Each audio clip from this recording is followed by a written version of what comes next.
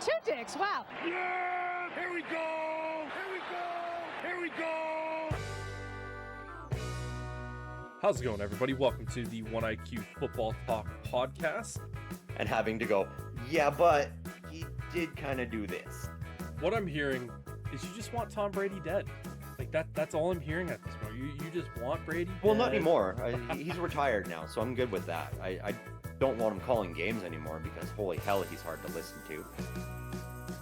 Enough angry and, depressing from myself. Sterling, thank you for being able to sit there as my therapist for this episode.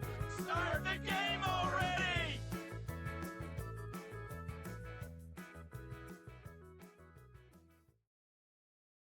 How's it going, everybody? Welcome to the OneIQ Football Talk podcast. Brendan and Sterling coming at you for another week. We are post-deadline, or trade deadline last week. And you know what? For what we expected this trade deadline to be this year, where we thought we were going to see a handful of big-name guys get moved, we weren't disappointed. But the big-name guys that we thought were potentially going to get moved were not the big-name guys that ultimately did get moved. But first off, buddy, how you doing? I know you're a wee bit tired here this morning, but... Yeah, doing good, man. I mean, Saturday, we got college football on. We have more NFL tomorrow. Deadline's passed. It was a bit of a disappointing deadline for my team. I think you felt sort of similar in that way, but like you said, we expected some big names at key positions to be traded, and those positions were traded, but it wasn't the guys we were necessarily thinking, or the teams that we thought. A lot of people were thinking that the Miami Dolphins were going to have a big old fire sale, and they were relatively quiet at the deadline. Yeah, and there were a handful of just kind of lower end trades. We'll kind of quickly talk through some of them. Obviously, the Ravens sent they traded for Draymond Jones and sent a 5th round pick to the Titans. The New York Jets received Jair Taylor, a DB from the Chargers for a 2028 7th round conditional pick. The Chargers traded for Trevor Penning from the Saints. They sent a 2027 7th round or 6th round pick. And then obviously the Cowboys acquired Logan Wilson from the Bengals for a 2026 7th. And then obviously the Bears and Browns made a kind of similar trade on that spectrum. But we will talk about that later because it involves my team and I have some hot, spicy opinions about it. But yeah, so we were expecting a handful of players to get moved during this year, and there were some decent moves. Obviously, the headlines being the New York Jets and what they did, but we'll kind of talk about that in a little bit. The first trade that I want to talk about is the wide receiver Jacoby Myers. This was a player that pretty much since week 1 had been talked about as being a number 1 trade target for a number of teams. And I will say, I was a little bit shocked to see the team that ultimately landed Jacoby Myers, because even as just 2 weeks ago, I said Jacoby Myers to the Pittsburgh Steelers felt like it was a done deal. It was just like, we're just waiting for trade deadline day. We're just going to see if any of our guys can take that next step and kind of move up, which they haven't. And it was like, okay, yeah, we'll get this deal done. And of course, I was always making the jokes of like, I can't wait for the Steelers to trade a 1st round pick to the Raiders for Jacoby Myers. I knew it was going to be like a 3rd or a 4th round pick. However, the Jags managed to send a 4th round pick and a 6th round pick in 2026 to get Jacoby Myers, which I think for them is a really, really good deal. Again, Travis Hunter has been out for a little bit. Brian Thomas Jr. is also battling an injury and he's going to be out. And so you kind of need someone for Trevor Lawrence to throw the ball to and potentially try to get murdered when he's throwing that ball. Yeah, and I mean, ultimately that was what shifted it, because it was Jacoby Myers to the Steelers was pretty much a lock until that Travis Hunter injury in practice. And then they went, oh no, He's out for the year now. Brian Thomas Jr. has been dealing with some lingering injuries and not been playing up to a wide receiver one level. And that was when the Jaguars entered the chat. And ultimately, what it came down to was they went to Jacoby Myers and said, look, Pittsburgh and Jacksonville are offering the same for you. Where would you rather go? And he looked at it and went, I would rather go to a team where I can be a wide receiver one and potentially pad some stats going into a contract year. Whereas going to Pittsburgh, he knew he was going to be the de facto wide receiver two behind DK Metcalf. And I think that was sort of more of the issue because this is a rental, Jacoby Myers. He is a free agent at the end of this year. And so he likely will be looking to cash in with somebody in the offseason. The Jags made the most sense for him to be able to put up the numbers that would get him a wide receiver one paycheck somewhere. Yeah, it's going to be interesting to see what the Jags ultimately do. And I'm not entirely unconvinced that Jacoby Myers might not even sign an extension with the Jags at the end of this year because, again, there's been a lot of talk that Brian Thomas Jr. might try to work his way out of Jacksonville at the end of this season, which would obviously be crazy. There was a lot of chatter that, the Jags might trade Brian Thomas Jr. at this year's deadline. And obviously it didn't happen, but, I think he hadn't been hurt.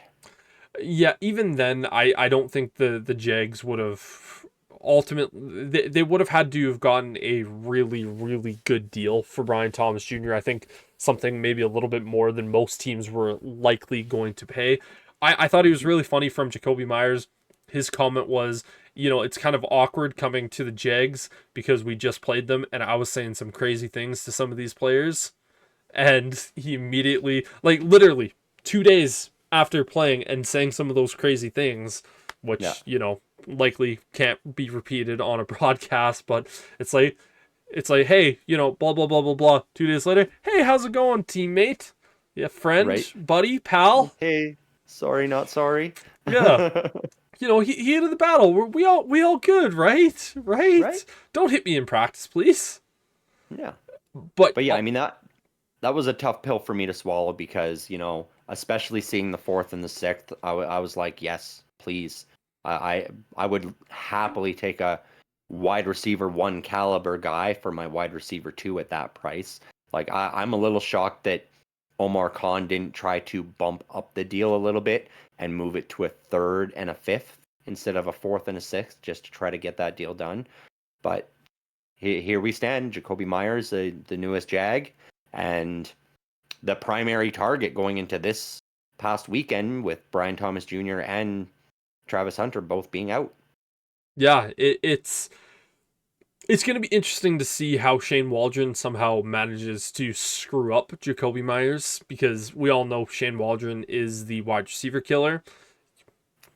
Don't need to be a rocket scientist to figure that out. Every team that he's been at as an offensive coordinator or offensive specialist, wide receivers seemingly do bad for him.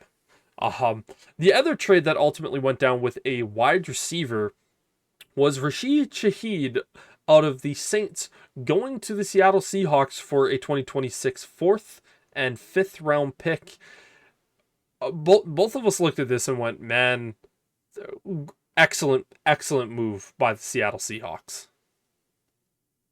Yep, 100%. I mean, they needed to do something with Cooper Kupp going down. Yeah, similar to the Jags, during practice, Cooper Kupp went down with a knee injury, and we don't know the extent or how long he's going to be out. I don't think it's a season ending, but it made sense for a Seahawks team that's fighting for their division with Sam Darnold, who looks to still be playing as well as he did last year with the Vikings. And so why not get an extra weapon to complement Jackson Smith and Jigba? Yet another hard pill for me to swallow, though, because this happened after the Jacoby Myers trade. And it has been reported on now that exact same thing happened where Omar Khan and the Steelers offered the Saints the same deal. And they went to Shaheed and said, would you rather play in Seattle or Pittsburgh? And he chose Seattle, which, again, much like the last one, I don't blame him because he is still under contract. So he's looking at it going, well, Sam Darnold will be my quarterback for the next couple of seasons. Yes, please. Whereas looking at Pittsburgh, you're going, cool, I can catch from Aaron Rodgers this year, but what happens next year? And so I can't fault the player choosing the Seahawks over the Steelers. Am I disappointed? Yes, because I would have loved to seen Rashid Shaheed in a Steelers uniform as the wide receiver too, catching alongside DK Metcalf. Yeah, I look at this move for the Seahawks and go, this is a perfect move. Again, you're not giving up an insane amount for what this player is. Shaheed is a little bit more of an over-the-top burner, while Jackson Smith-Njigba is more of your classic route runner, gets himself open and just, balls with the ball in his hands. This is a situation where Clint Kubiak is being reunited with Shaheed, where Shaheed did very good things under Clint Kubiak when he was with the Saints. Mm-hmm. And I do look at this and go like, man, like this just feels like a really solid move for a team that is, like we said in the game prediction video that we did, the Seahawks are just a well-balanced team, and they made this really good move. I know our buddy Will, he was asking both of us, he's like, is this a good move? And we're like, yeah, this is a really good move for the Seattle Seahawks, where they just got better. And if Sam Darnold continues to not see ghosts and can throw a deep ball, the Seattle Seahawks offense just got that much more explosive on any given offensive drive, where they now have a guy that can take it 75 yards on a single play if need be. Yeah. Yeah, and that's what I said to him too. I was like, yeah, I hate the trade, but it's a really good trade for Seattle. And yeah, you bring up a good point too. Like the fact that he had that familiarity with the offensive coordinator makes a big difference because he knows he's going to be able to go into that offensive scheme and immediately have a place for himself. He knows that Kubiak's going to look at him and go, yeah, I know how to use you. Let's do this. Yeah. The next trade that came up was probably the biggest trade of this trade deadline this year, where we saw the Indianapolis Colts go out there and trade for Sauce Gardner, sending their first round pick this year, their first round pick next year, and wide receiver A.D. Mitchell back to the Jets. In which was a move when I saw that pop up, I was in shock because Sauce Gardner was not someone either of us thought was going to be moved or potentially on the move. But when it came up, we were just like, oh damn. Well, and not only that, but at that price, to see a cornerback Yeah. go for that sort of a price was just mind-boggling to a lot of us. And there have been a lot of reporters that are asking Carly Ursay-Gordon, like, what was that about? Why are you not worried that you spent so much? And I really like and respect her take on it, where she said, do you want a Band-Aid fix, or do you want something that a fix that's going to be here for years to come? And she's not wrong. Like, we've seen Sauce Gardner take a fall off in the last couple of years, but you got to remember he plays for the New York Jets. Look at all the other former Jets players that have gone elsewhere, and all of a sudden, Sam Darnold is an MVP candidate right now. Former Jets player. Like, that's just what the Jets do. And this could be that rejuvenating move for Sauce Gardner. We saw it earlier in Jalen Ramsey's career as well, where he had a bit of a backslide and then got moved elsewhere, and it rejuvenated him, and he started being that number one corner again.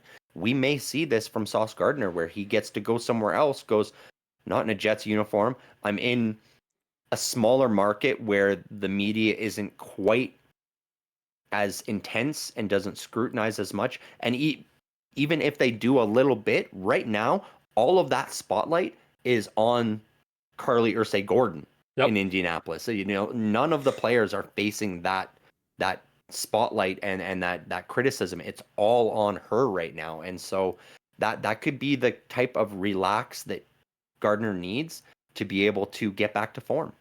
Yeah, I think for the last 2 or 3 years, I think it's fairly safe to say that the 3 best corners in football that everyone would talk about being like the top guys are Sauce Gardner, Pat Surtain, and Jalen Johnson. And the last 2 years, it's really been more Pat Surtain and Jalen Johnson. This year, none of those guys have been in that top conversation. Jalen Johnson has been injured the entire season, so you can't really talk much about that. Pat Surtain has definitely fallen backwards from his Defensive Player of the Year award. And Sauce Gardner was kind of continuing where he left off last year, where it just wasn't great. And last season was the first year we saw Sauce Gardner not really play that well, but it really did have that feel of, like, man, like this.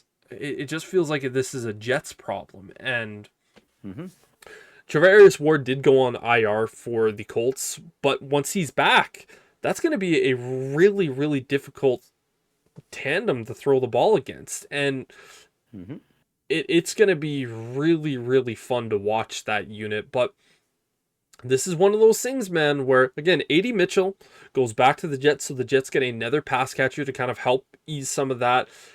Didn't live up to that second round pick hype that he was drafted at. But this is a gamble, man. But it is one of those gambles where you say you're looking at the team that is 7-2, and you go, are we going to go all in, or are we going to try to play it safe? And the Colts said, we're going to go all in on this season.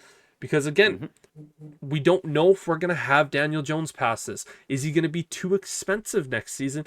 Is he even going to be good next season? Is going to be a large, large conversation. And so you might as well go all in this year.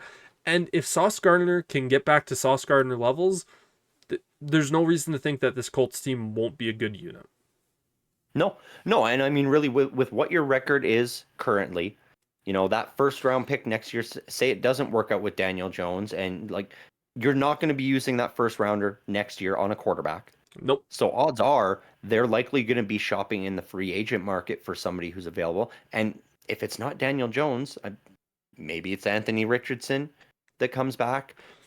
But there's others out there that there's speculation. Maybe Kyler Murray becomes the quarterback of the Indianapolis Colts. That there are going to be options out there. And you look at the way the rest of this team is constructed, they have a very solid wide receiver core. That's why moving Adonai Mitchell away, not a big loss, really, because he was behind some guys who have been performing really well, and Alec Pierce, Josh Downs, and people forget Michael Pittman Jr. is there.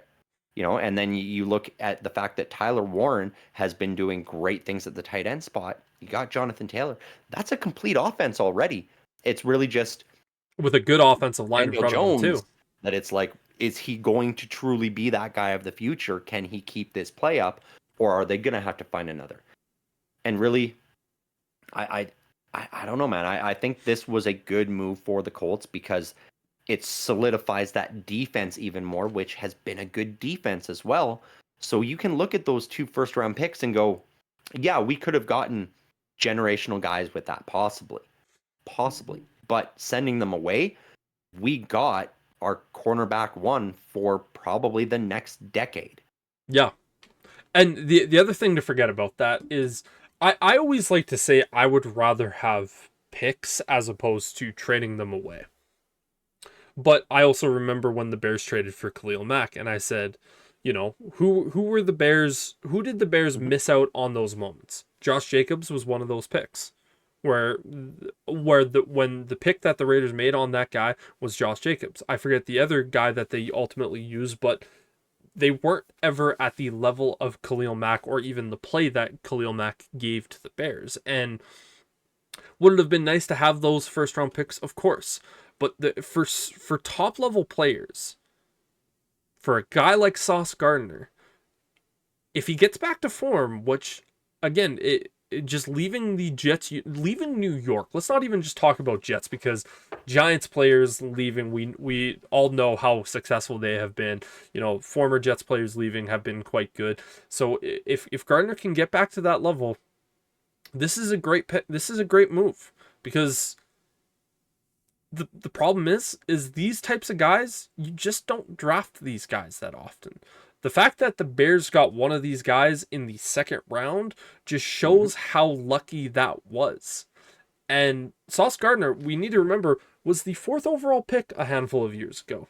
The Colts, if they're going all in with Daniel Jones and they think this team is what it is, they're not going to be picking in the top 5 for a handful of years. And last time they picked in the top 5, it was Anthony Richardson. So maybe it's best for Chris Ballard to stay out of picking in the top 5 because he apparently doesn't make those smart moves. The other pick that we saw happen was the New York Jets, yet again, trading away a defensive star, but not one of the defensive players we thought was going to get traded away, like Sauce Gardner. This time, Quinnen Williams, the defensive tackle, goes to the Dallas Cowboys for defensive tackle Mazi Smith, a second-round pick in 2026, and a first-round pick in 2027. The first-round pick in 2027 will be the better out of the 2 picks that Dallas has. So it could either be Green Bay's pick or it could be Dallas. Regardless, the Jets are getting the better pick out of either of those 2. Yeah, this was another one that shocked people, not only because Quinnen Williams on the move, but Dallas Cowboys entering the chat. You had a perennial all-star defensive player that you could have paid, and instead you traded him away and now have used, like, possibly that subsequent draft pick that you got for him to trade for Quinnen Williams instead. Like, I would argue Micah Parsons is better than Quinnen Williams. I don't think anyone would disagree with that. I don't think anyone would Right? argue that Micah Parsons is better than Quinnen Williams. Right? Like, and so it just was mind-boggling that the Cowboys went and did this. It's like they realized they're short defensive stars to get this done. The problem is they were already pretty good up the middle of their defensive line. It was edge and linebacker where they needed some more help. So I don't know. It's even Quinnen Williams. Like, I can't remember exactly what it was, but it was the equivalent of him texting out, "Oh, okay, I guess." Yeah, Basically, it was essentially he tweeted out a meme going like, I guess. right? Like, Like you it's know, he wasn't even excited to go over. no, but I mean, To blame would him. be Exactly. excited to go and play for Jerry Jones with his senile takes and God knows what he's going to say about you to reporters to just make you look horrible like he did to Micah Parsons. And it is, I don't know, man. This was a weird trade, this one. And not only dealing with Jerry Jones, but going into a Matt Eberflus-led defense. Now, the reason why I was so shocked at this move was simply because of the 3 numbers beside the record of the Dallas Cowboys reading 3-5-1. Mm-hmm. This is a type of move that you see a team with the Indianapolis Colts record type make. You don't see a team that has 3 wins on the year making this sort of move. And here's the thing. The Cowboys traded for Logan Wilson earlier in the day. Logan Wilson, the linebacker formerly of the Bengals, which is the worst defense in the NFL, was benched on that defense. So you go out there and trade for a guy that was benched for being bad enough on the worst defense in the league. And you're like, what? Sure, okay. Like, the Cowboys don't have a good defense. Then you go out there and trade for Quinnen Williams, who is 27, still in really good years, has years left on his contract. But I sit back and I say, is Quinnen Williams in this defense, taking this defense and making them good? To me, the answer is no. I mean, he'll make them better. He will make them but better. Is he going to be the game breaker that results in a win instead of a loss? No. Yeah. And I look at the Cowboys and I go, you're giving away a second round pick this year. Again, I feel more comfortable giving away second round picks than I do first round picks. But the fact that you were giving away a better first round pick, the better of the 2 next year, in what is going to be considered a generational draft in 2027. 2026 is going to be a perfectly fine draft. It's going to be better than 2025 was, but 2027 is quite possibly going to be one of the best draft classes we have seen in a lot of years. Yep. And you said to the Jets, we have 2 first-round picks. Whichever one is the better of the two, you are going to get. And the Jets are sitting back going like, okay, how are we? We'll talk about the Jets, draft plan here in a little bit. But I'm just sitting back going like, man, like Dallas, this is a good move if you nail your defensive picks over the next 2 drafts. Mm-hmm. Like if you nail your defensive picks this upcoming draft where you use both your first round picks, add some more defensive line, add another edge rusher, or add just whatever you need to this defense. Fire Matt Eberflus because dude's a fucking idiot. But that can make this defense really good. Mm-hmm. But this doesn't make you a Super Bowl contender. It doesn't get you past the line this year. All this does is it potentially hurts you down the road. Well, that's exactly it, because this is just another mouth to feed in terms of contract. Like, you're already looking at potentially maybe trying to pay George Pickens next year to keep him around, which I already didn't think that the Dallas Cowboys were going to be able to afford. And now you got a guy like Quinnen Williams, who I'm not sure what is his contract status right now. Let's take a quick look and see. Like, he's on a 4-year deal, $24 million a year. And so that's going to eat up a lot of your cap space that you might have been able to put towards someone like a George Pickens. Yeah, so taking a look at the Dallas Cowboys in terms of who is their cap space. So Quinn Williams is now their 5th most paid player on the roster, and if we go into 2026, he will continue to be, actually he will drop 1 spot and be 6, but he'll still be having a cap hit of $21.5 million, which is a tough pill to swallow if you're a team that is going to be in a little bit of spot of bother. And again, for a team in 2026 that's not going to have a high amount of cap space, it could potentially be some problems here. I just want to check how much cap space they're going to have in 2026 here, as trying to just get this going.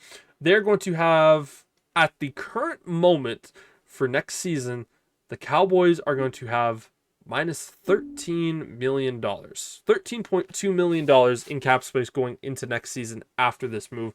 Now, again, they're going to be able to make moves and get themselves in the green, and because again, that's just what happens in the NFL. You can manipulate the cap and basically mean that it doesn't exist, but it doesn't mean that it's any easier at that point. Again, you're going to be losing players, so no, yeah. This was a move that did not make sense to me for the Dallas Cowboys. 100% for the New York Jets. Sitting at 3 wins, you're likely not even going to get a wild card spot in this NFC that is really tough right now. You got several divisions that all have winning records, like every team. And so it doesn't make sense to me for the Cowboys. For the Jets, 100%. Yeah, moving a Quinnen Williams away is a tough pill to swallow, but they are very obviously looking at this going, we need to just do a full ground up rebuild at this point.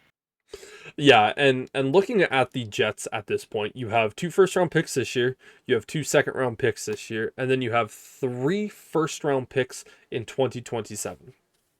And before we get to some of our other thoughts on both the Bears trade and the Steelers' lack of trading, this is a good spot to kind of talk about this New York Jets team, because this is an opportunity to set themselves up for an unbelievably great future. Again, 2 first-round picks this year. You're likely going to have one being either top 3 or even the first overall pick. which honestly, if I'm the Jets and I end up getting the first overall pick, I'm trading that away for more picks. The reason being, you don't draft a quarterback in 2026. I know Jets fans are going to say, well, what the hell are we supposed to do? Roll with Justin Fields for another season? Not necessarily. But do you actually think the quarterbacks this year coming out are going to be guys that you can trust moving into the future? Again, at the start of the year, it was, okay, Archie Manning, man, like that could be a great option first overall. And, 4 weeks ago, it was, okay, Fernando Mendoza is kind of the best. And it is going to be such a juggling act of who's going to be the first overall quarterback this year, which is never a great sign to not have a consensus number one guy. Last season, who was the consensus number one guy? It was Cam Ward. Now, granted, that was a really bad quarterback draft class. Mm-hmm. The year before, it was Caleb Williams. And, from what we've seen so far, that's been a pretty good draft class from the quarterbacks, all playing at different levels. The year prior to that, it was Bryce. There wasn't a consensus in that year. It was either Bryce Young or CJ Stroud. And some people even said Anthony Richardson in that conversation. And I think we can say that draft class is kind of a shit show here at the moment. So for me, as someone who likes to scout a lot of these players for the draft, not having a consensus number one guy is always terrifying. Even Kenny Pickett was an awkward consensus number one. And even then, It was kind of like, sure. Right? Even that one felt like a desperation pick. But even beyond that, like taking a quarterback now would be a mistake for a rebuild, because there are still a lot of problems on this team. You look at a guy like Breece Hall, who has been begging to be traded away. And so you look at that and go, okay, so Breece Hall likely is going to be moving on as well at the end of this year, and it'll be Braylon Allen following that. There's been rumors swirling about Garrett Wilson possibly not wanting to be there much longer. So you look at these things and you go, maybe those need to be resolved first before bothering to bring a quarterback in. You let these guys move on and you fill those roles first. You make sure you have an offensive line. You shore up the gaps that you have on defense. You bring in some playmakers on offense. And then, in 2 years' time, you look at it and you go, okay, now this is our draft for a quarterback. All the other pieces are in place. Let's go and get it done. And who knows, maybe during that stretch of rebuild, you hit gold on a guy that has not been playing well elsewhere. Somebody like a Kyler Murray, or somebody who's been relegated to a backup role like a Mac Jones, where you bring them in and all of a sudden you've got your quarterback. And then you go, okay, now we can just continue adding pieces or trading away these first to keep stockpiling year over year until it is a position of need. Yeah, I just look at this draft class because, again, right now the Jets currently hold the third overall pick. Now, again, you have the Saints in ahead of them and the Titans ahead of them. You would think that these moves just make this Jets team that much worse, but who knows if you're going to be able to do this. Reuben Bain Jr. looks like he could be a great option as an edge rusher for this team. Caleb Downs is the best player in this draft class at the safety position. So immediately right there, if you're looking for more defensive back help, you go out there and get Caleb Downs, who's great. Hell, you could get Peter Woods, the defensive lineman from Clemson. You could get Arvell Reese, the linebacker / edge rusher from Ohio State, who it is essentially kind of like Micah Parsons was coming out of Penn State, where he was used both as a linebacker and an edge rusher. And Ohio State fans have been clamoring for Ohio State to use Reese as just an edge rusher because he's so goddamn good at it. There are so many different moves that you can make. You could find Jermod McCoy, the corner, to kind of replace Sauce Gardner. Again, there is, again, if you have that number one pick, you trade that back to a team, let's say like the Raiders, who are desperate for a quarterback. You add more picks this year. You add maybe even a fourth first overall pick in next year's class. Yep. And you go, boom. That gives us a little bit more depth. Again, we're not going to get a top 5 player in this draft, but just scrolling down again, like let's say the Jets make that trade with the Raiders, and you have the Saints behind them. Saints are picking a quarterback. You have the Titans. Well, they're going to pick either a wide receiver or best player available. You have the Dolphins. There's a lot of talk that the Dolphins are going to go quarterback this year. You have the Giants. They're going to likely pick a wide receiver or just an offensive piece. Browns. Who fucking knows what the Browns are going to do? The Browns are the Cleveland Browns, and for all we know, they pick a punter. Going to that 7th spot, there's nothing to say. You're going to have really good options there. And that is exactly the point I look at, because you're talking, if you have the first overall, you trade it. I'm looking at it, if you've got a top 5 pick for the Jets and somebody calls, and you can still be in that top 11, because there's about 8 to 12 guys that are solid picks in that first round. And so you could look at that and go, well, I'll move from 3 to 9 if it means you're going to give me another first 2 years from now. Done. Yeah. Because we've seen moves like that happen in the last couple of drafts. That would be the best option for a Jets team that truly wants to do a proper rebuild. But again, the Jets, we joked as soon as we saw and counted how many firsts they went, man, that's going to be a good team, except for the fact that it's the Jets and it's going to be trash. Yeah. Like, it is really one of those things where you don't have, like, if this was a different team, you would look at it and go, that team's going to be scary in 3 years. In there's 3 lots years, of teams I could think of. Yep. The Patriots, the Chiefs, the Broncos, all the Eagles, Cowboys, even with that many picks, I think they could get it right. Yeah. Like, it's just the Jets, they've been cursed for like 50 years now. And I see no reason why that's going to change just because they have 7 first-round picks in the next 3 years. It's absolutely insane, but here's the other thing with the Jets. Making all those moves, the 2 guys that we 100% expected them to move on, Jermaine Johnson, the edge rusher, and Breece Hall, weren't moved, and both very clearly wanted to be moved and were upset about it. Breece Hall went into the day requesting a trade from the Jets, basically saying, I don't want to be here. And the second that he saw the Sauce Gardner move, tweeting out, man, like, he's not happy, saw Quinnen Williams, and he's basically begging at this point. He's like, move me. Jermaine Johnson was a little bit more quiet throughout the day. Like, after the deadline had officially passed, he kind of tweeted out, man, like, I'm sad that my dogs are gone, this, and that. He ultimately said, he's like, I want to be the change here. That was with the Jets, but, I got to say I'm a little bit disappointed, blah, blah, blah. We made the joke that Breece Hall was literally driving around the team locker room in a go-kart and who was pissing teammates off and fans off. It's like, what are you doing? He's like, I don't care. I don't want to be here. So exactly. He said he wanted out. So now he's at this point where he's like, you know what? Fuck you guys. Yeah. And there obviously were reports coming out with what the Jets were wanting to do with these guys, because they did have conversations with multiple teams about these players. My Chicago Bears were included in some of these conversations. The Bears offered a 3rd-round pick for Jermaine Johnson. I think that was probably still too much to give up for Jermaine Johnson. The Jets, however, said, no, we want a 2nd. And the Bears were like, I'm not sure I'm ready to give that to you. And then the Jets said, okay, well, will you give us a 1st-round pick for Jermaine Johnson and Breece Hall? And then the Bears proceeded to hang up the phone, which I think is the smart move. Now, I said I wanted Breece Hall to the Bears. I've been wanting that for months and months and months. Now, again, even after the week that, Kyle Monangai had and the resurgence of DeAndre Swift, I still looked at that and went like, man, like, Breece Hall would have been a pretty fucking good option to have on this team. He's kind of the black Christian McCaffrey out there.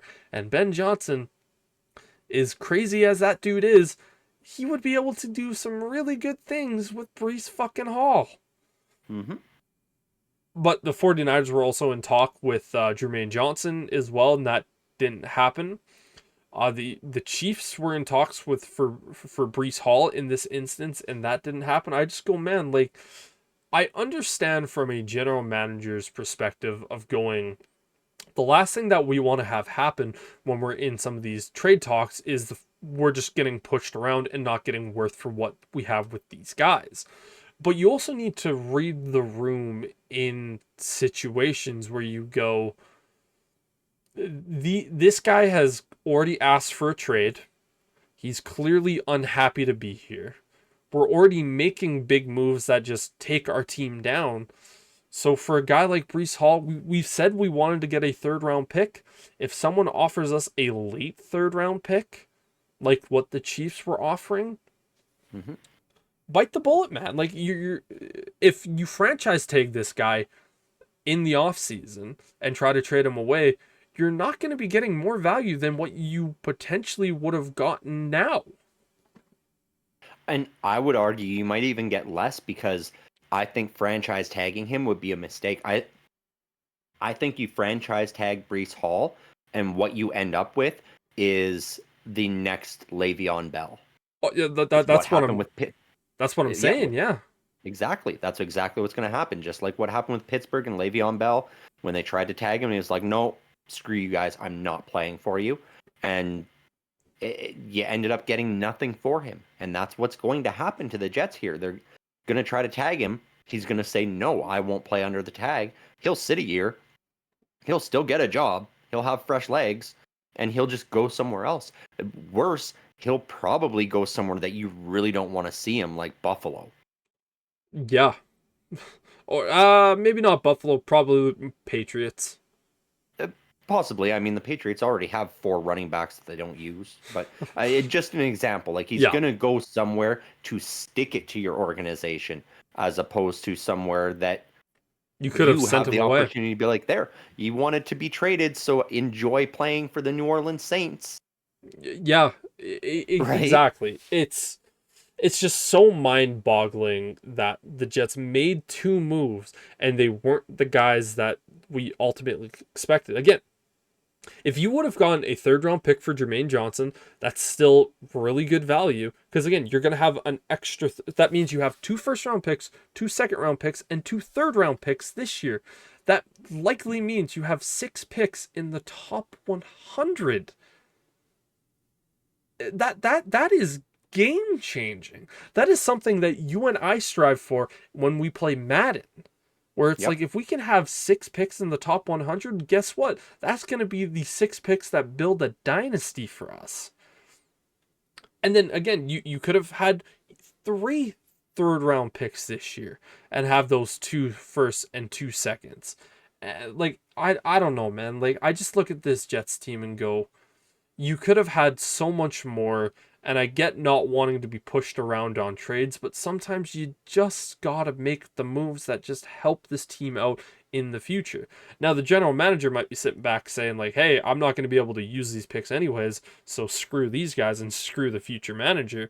But I don't know. I think it's just going to cause more headaches than it's going to solve. Yeah. Yeah, I think it was a mistake to stand on Breece Hall. Maybe they get lucky when we get to the draft and a team out there just doesn't get the running back they want, and they go, you know what, we'll still offer you a third, and maybe the Jets take it at that point. But really, that's after would be free agent and trade type of thing where they're going to have to give him the contract in order to move him. Yeah, the only problem with that is, the draft's after free agency, and so by that point, Breece Hall very likely isn't going to even be there anyways. So unless they do franchise tag him, which would be a mistake, but yeah, which we expect. Yeah, obviously we've talked a lot about the Jets and what they did. Only one of our teams ended up making a trade this particular deadline. Again, the Bears traded for Joe Tryon-Shoyinka, the edge rusher from the Cleveland Browns. They sent a 6th round pick in 2026 and received a 2026 7th round pick in return. I'm pretty much, I didn't like this trade from the start. I said this was underwhelming. I said the Bears needed to make a trade for an edge rusher and a corner this trade deadline, mainly because Deo Odengbo, who has been terrible this year, went down. Shamar Turner also went down. you were banged up in the edge rushing spot. You need more rotation. Mm-hmm. But this is a guy who has 36 snaps for the Cleveland Browns this season. No sacks, no pressures. Was a former first round pick for the Tampa Bay Buccaneers. Has 15 sacks over his career. But I just look at it and go, it just doesn't feel like it's going to be anything that's going to help. Austin Booker came back last week and immediately made Montez Sweat better.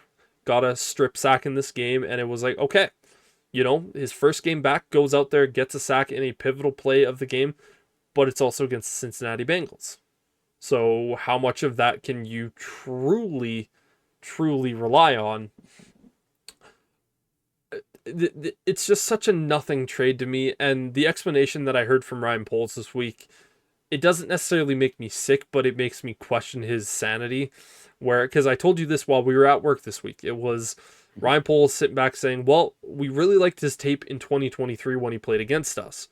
Oh, the game where he had 2 sacks and 2 tackles for a loss and was a constant threat. It's like, you mean that year where it was the first season of Matt Eberflus, you had no offensive weapons, no offensive line, and Justin Fields as your quarterback, the guy who doesn't know how to read defenses and gets sacked pretty much every single game off of some of the dumbest plays out there.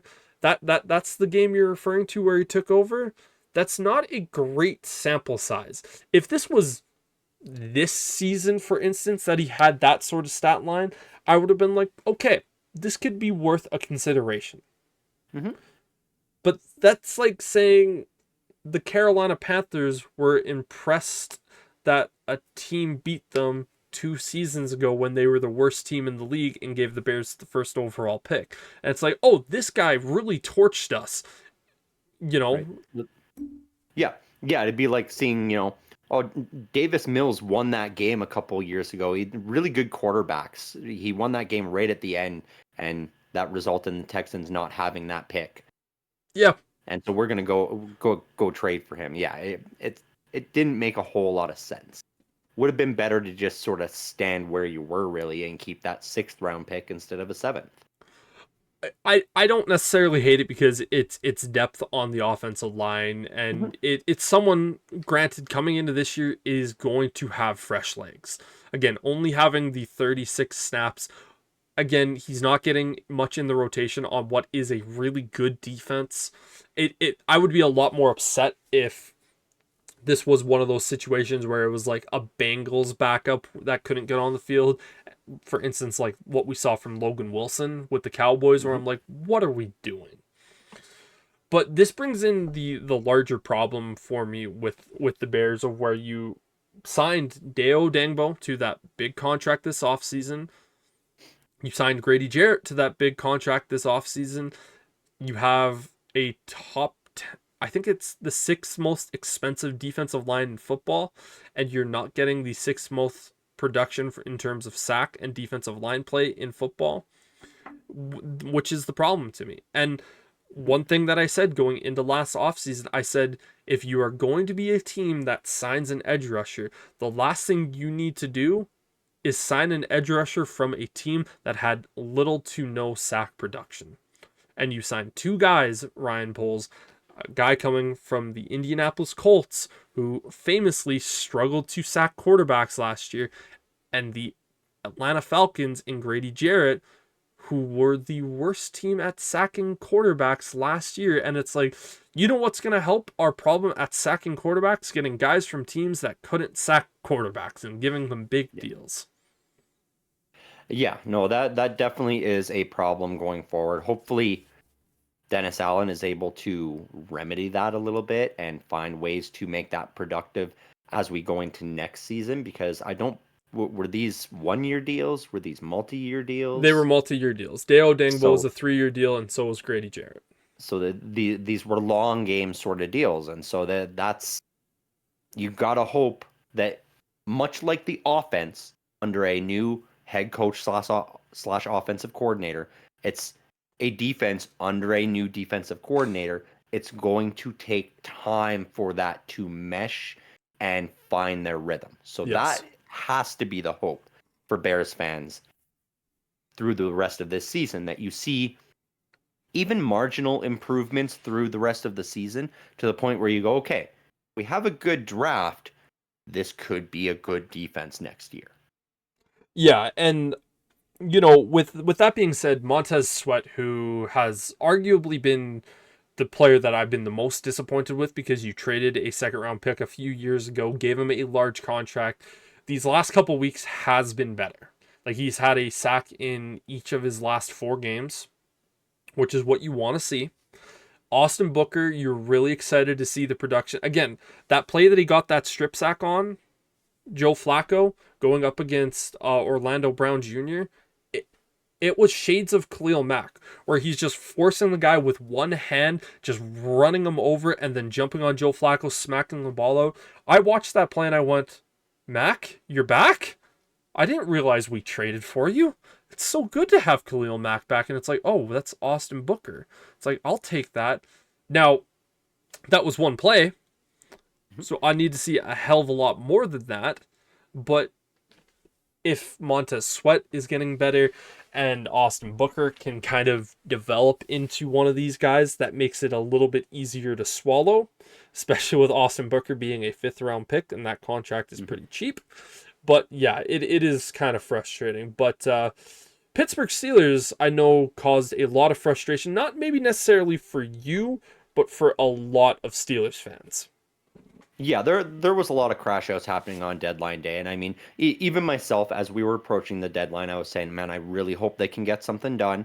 But I was very much more tempered in what I was going to say or do if they didn't. I wanted to wait and see. And as we said earlier, the reports coming out since then is Omar Khan was busy. He was on the phone with these teams. He was trying to get Rashid Shaheed. He tried to get Jacoby Myers.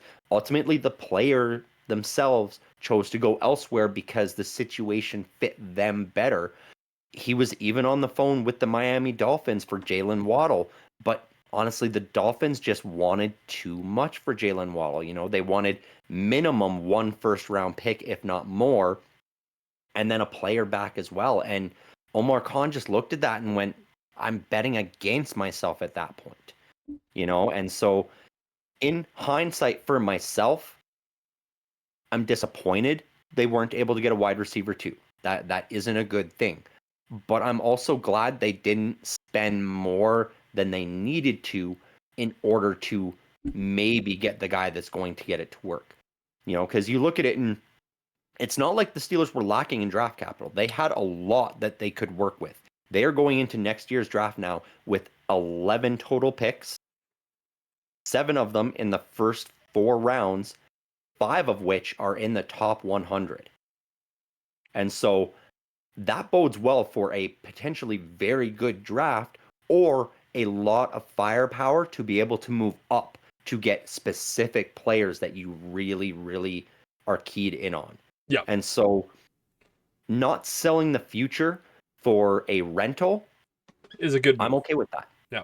Because as I've said, I didn't think this was the right year to go all in anyway. On Aaron Rodgers, it just didn't feel like he's going to be able to turn back the clock a decade and be this guy that's going to lead them to a Super Bowl.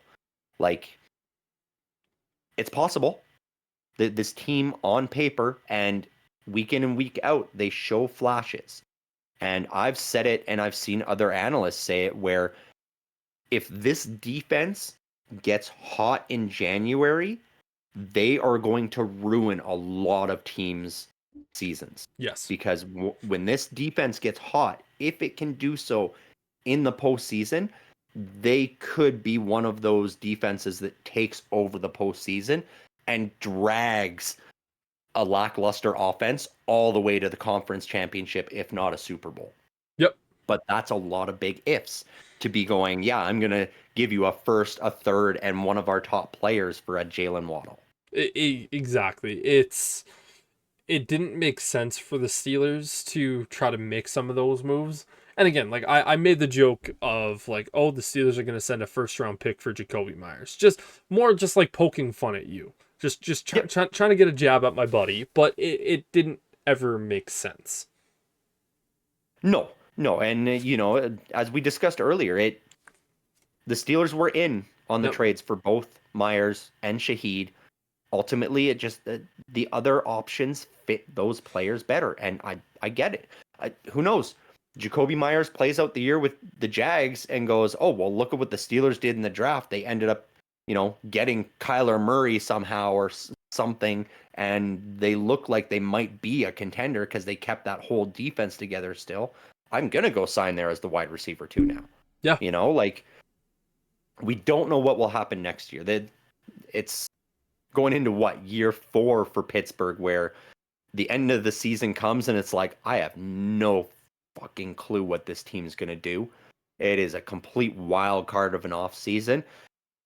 But I will say this is probably the off season they're going into that looks the best because they don't have any big names due up on contracts that they're going to have. They don't have a TJ Watt they have to re-sign. They don't have to re-sign DK Metcalf. They don't have to re-sign Alex Highsmith, Nick Herbig. Minka Fitzpatrick's gone. They don't have to worry about that.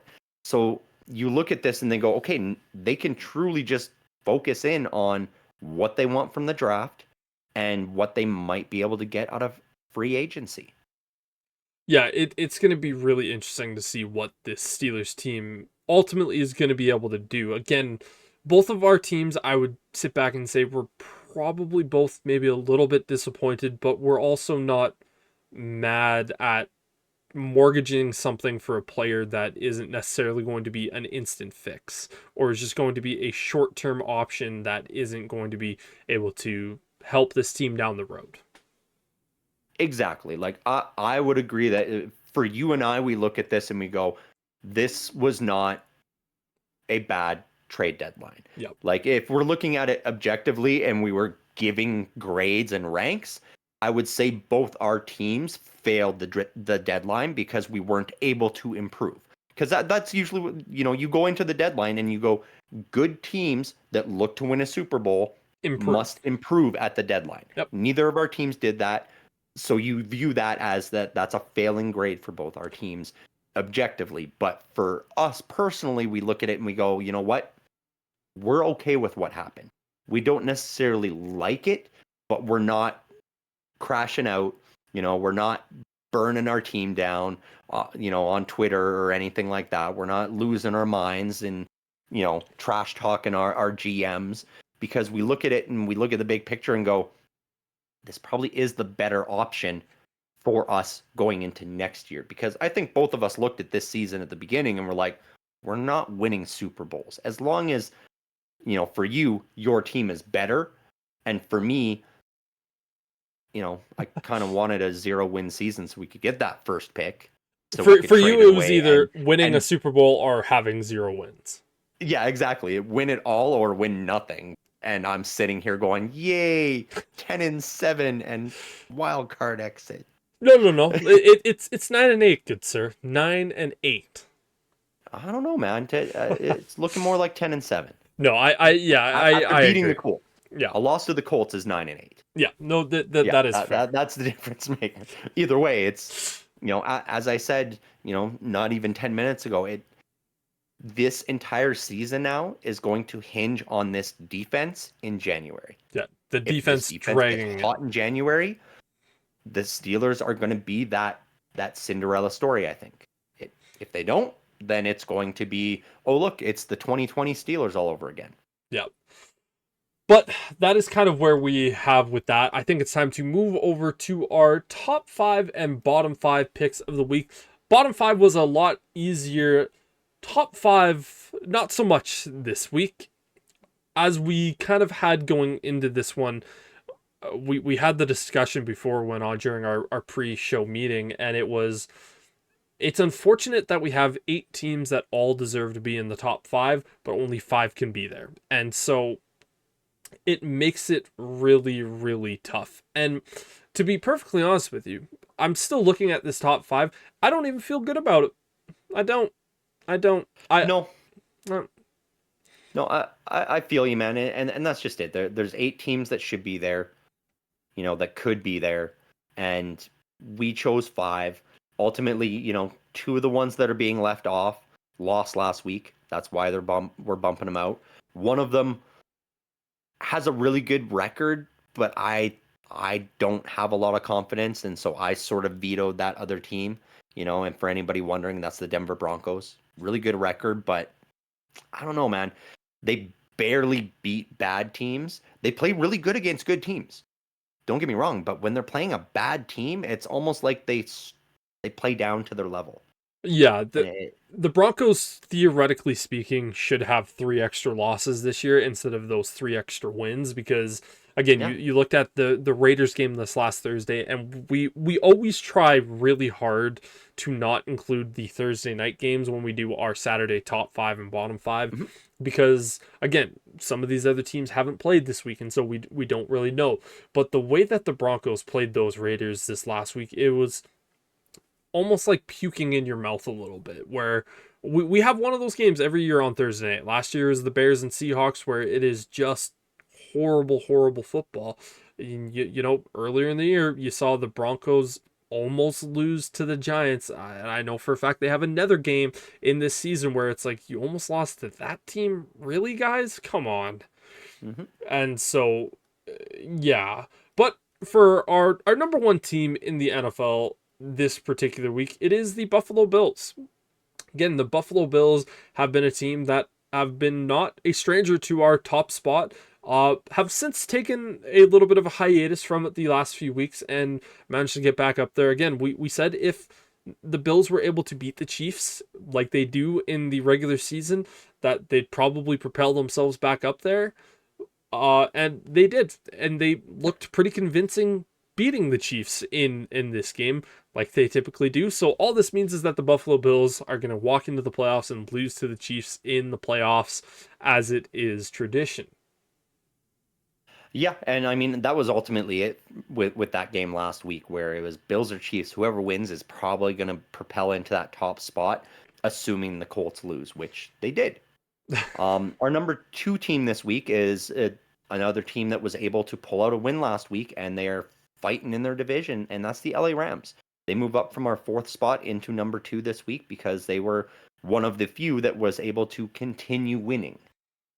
Yeah, and this Rams team, with the play of Matthew Stafford and the trust that you have with Sean McVay, it's just one of those things with their defense continuing to get better and better and better throughout the years. You're just like, man, this Rams team is going to be a force to be reckoned with. They have a couple of tough games next few weeks, so it's going to be a really big determining point of whether or not they stay in this top five. But if they can continue going, it feel pretty good keeping them at that second spot. For our third spot, it's the Indianapolis Colts. Again, a team that we were pretty reluctant to even put into the top five for our own personal reasons due to one particular fan, but we had them at the top spot the last 2 weeks, mainly because they were the best team in football. And the Steelers, they put belt to ass in that game against that offense. Yep. But they also allowed that offense to almost come back and win that game as well. So the Colts are a good team. They had a little bit of a stumble last week, and I know you were potentially talking about taking them completely off of the top five, and I went, it needs to be more than just 1 week for me to fully commit to that. But yeah, the Colts, they deserve to still be in the top five, but they do get dropped down to 3. Yeah, 100%. I mean, they just got bullied in the start of that game last weekend. The Steelers let the foot off the gas and almost let them back in it. So that's definitely a concern. Coming in at number four this week is a team that is leapfrogging into our top five, and that's the New England Patriots. I mean, Drake May is having an MVP level season. He is by far the best of the second year quarterbacks that we're seeing this season. And the Patriots are just doing crazy things, whether it be throwing at Kevin Booty or Hunter Henry. We don't know what's going on with the run game. Mike Vrabel making some strange decisions there. But this defense, which is what we expected. We expected Mike Vrabel to come in, get this defense right, and he's done that. It helps that offense to be able to play more comfortably, and they're on a roll and sitting at number four now. Yeah, this Pats team is just, you know what? I will say it almost feels kind of bad that we haven't put the Pats in the top 5 sooner, because they've been a team that is deserving. They're on a 6-game win streak here at the moment after starting 0-2, and they have just been playing such good ball, man. And Drake May is propelling that team at an MVP level, and this is a team that I could continue to see rise up this list a little bit more. For our 5th team, it is going to be the Tampa Bay Buccaneers. Again, winning last week, this is a team that has at one point even jumped up to as high as number 2 on our list at some points. Again, this was tough, man, where at the start of it, I didn't have the Bucs on there, kind of got convinced otherwise, but this Tampa Bay Bucs team, they're a fun, exciting squad to watch. But like I said, there's 8 teams that are all deserving of being in the top 5, but we kind of settled on the Bucs here. Yeah, the Bucs, it just didn't feel right for us to pull them out just because they were on a bye week last week. It sort of just, they didn't lose. Sure, Yep. they didn't win, but, the Chiefs, the Lions, they both lost their games. So that's why I sort of pulled for the Bucs to hold on to that 5 spot. We'll see what happens this week. They got a tough matchup against that team just ahead of them in the Patriots. So that will be interesting, and we'll likely reshuffle our top 5 again next week. Moving over to our bottom 5, 5th worst team right now. They moved up a little bit despite still losing. They've been losing close games. I don't think they're going to move any higher than this because they traded away their, top wide receiver in Jacoby Myers, and that is the Las Vegas Raiders, sitting in that 28th spot right now. They are just barely hanging on and trying to get out of this bottom 5, but I don't think they're going to be able to make it. Yeah, and again, we always try to keep the Thursday night games out of it, and especially for a team playing in Thursday night, and the Raiders did, and they played horrible in that game against the Broncos. But they also kept a Broncos team only 3 points ahead of them in a game where the Broncos were favored by so much, and we looked at that and went, it's going to be such a high-scoring game for the Broncos that, they're not going to be throwing the ball come the third quarter because they're literally just trying to run the clock out on such a bad team in the Raiders. But it just goes to show that I think this Raiders team last week against the Jags and then this week against the Broncos having some closer matchups is showing that this team is far away, but they're getting closer to jumping out of that bottom 5. But it's probably going to be Raiders jumping back from 4 and 5, maybe getting out to 6 at one point in the season, but that's as far as they go. Our next team up on the list is the Miami Dolphins. This is a team that kind of like the Raiders, man, where they're not a good team, but there's just teams that are ahead of them that are just even worse, and there's not much that you can really say positively about this Miami Dolphins team. No, exactly. They lost to a good team last week, and so that's why they're sort of just still sitting around in this bottom 5. I don't see them moving up as long as this team is in shambles the way it is. Next up, we have the Tennessee Titans sitting in that 3rd worst spot. So they do move up a slot simply because, these other 2 teams behind them are just so bad. Titans, they're going to be fighting for that 1st overall spot. These next 3 teams, really, it's which team is going to screw up more and manage to win 2 games throughout the rest of this season, basically. Yeah, pretty much the Tennessee Titans here at the moment. It's Cam Ward and nobody else.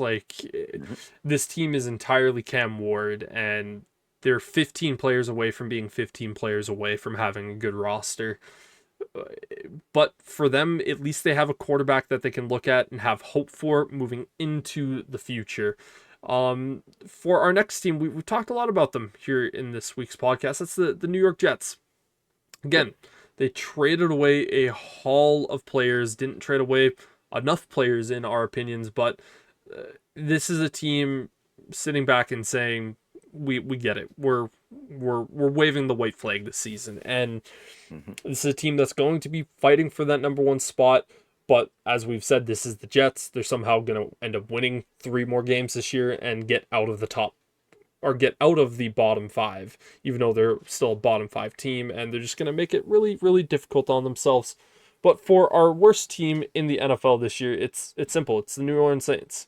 This is a team that doesn't have anything. They're not going anywhere, and they didn't really make a bunch of moves other than Shaheed and Penning, but you know, it's just we've been talking about this team for years of where they're going to have to pay off their credit card debt, and they're in the midst of paying off their credit card debt, unfortunately.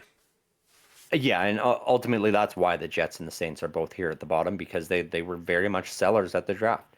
Sold the better pieces that they had on their team. You know, the Jets with selling off their defense, and the Saints selling off Shaheed, who was arguably their most productive player.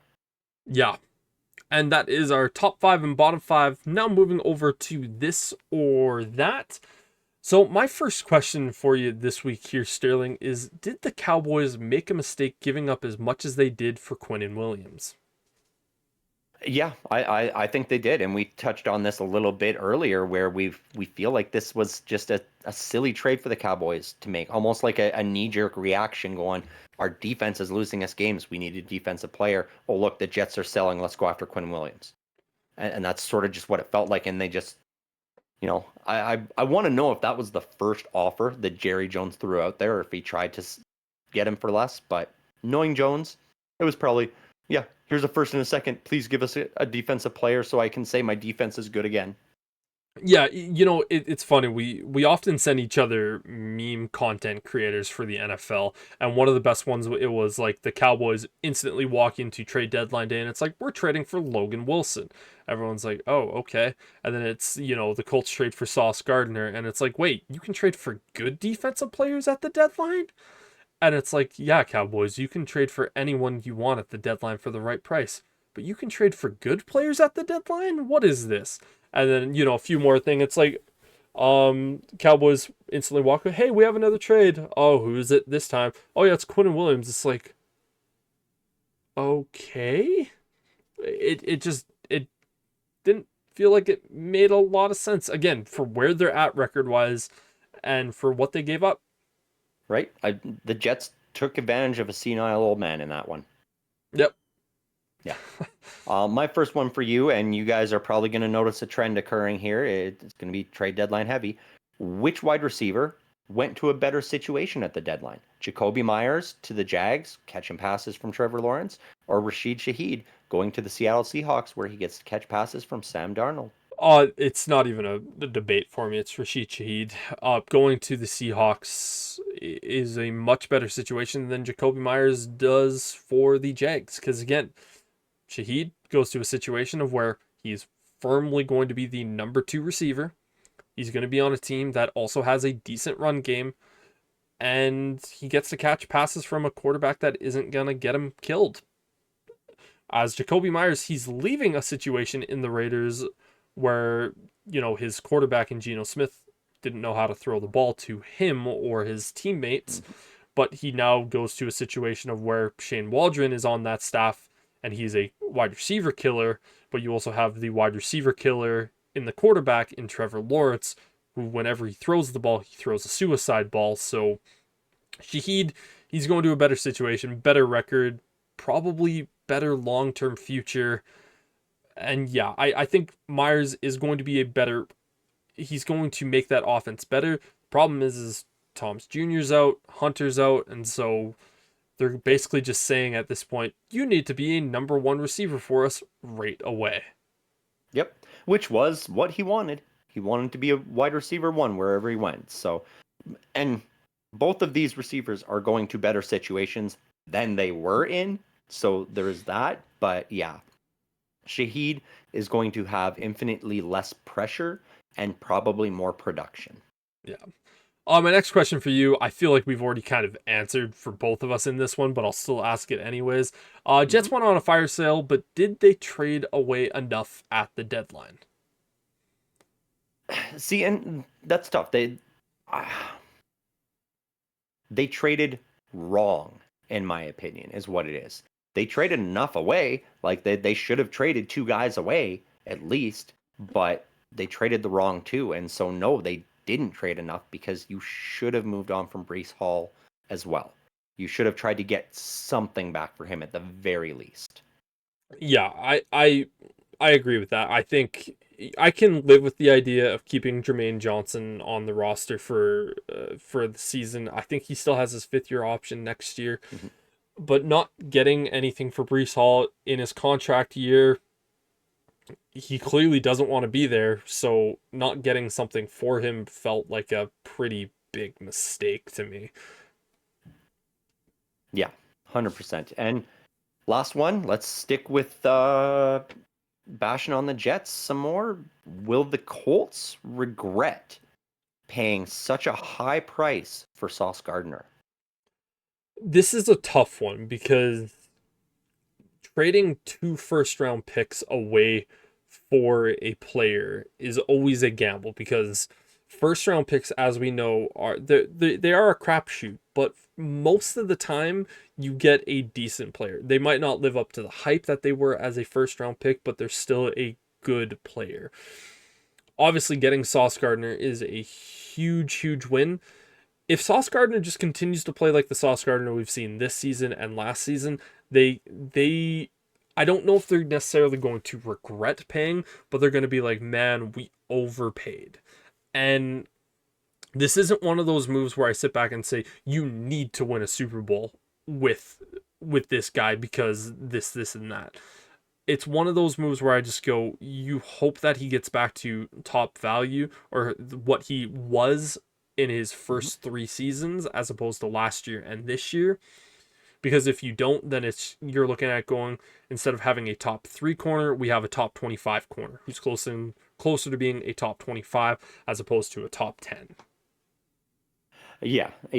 I'd say in the short term, if the Colts can go on a playoff run and Sauce Gardner is a contributing factor to them winning either a wild card, a divisional, or a conference championship game, any of those games in the playoffs, if he contributes to it, then I'd say this is a win for the Colts because that is something for them to build on going into next season. Yeah, and that's kind of where I'm at too, where I just kind of sit back and look at it and go, it's a tough question because it's all going to depend on how he plays this season and next season. Because again, he is a top player. We just haven't seen him play at that level. But we're also talking about a guy who played on the Jets. And so how do you stay a top player when you play for the Jets? Exactly. But that is our this or that, and that is also the end of this week's podcast. Thank you all very much for hanging out with us. For Sterling, I'm Brendan, saying peace.